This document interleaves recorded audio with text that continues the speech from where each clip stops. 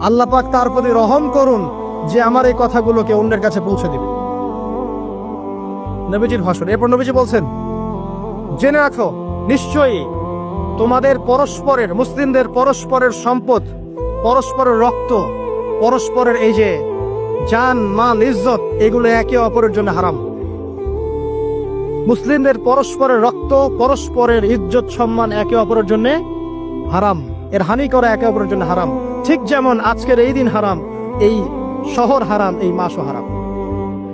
নবী করিম সাল্লাল্লাহু আলাইহি ওয়াসাল্লাম বলছিলেন, জেনে রাখো তিনটা বিষয়ে যেন তোমাদের অন্তর কখনো খেয়ানত না করে। তিনটা বিষয়ে তোমাদের অন্তর যেন কখনো খেয়ানত না করে। এক, তোমরা যে কাজটাই করবা শুধু আল্লাহ পাকের সন্তুষ্টির জন্য করবে।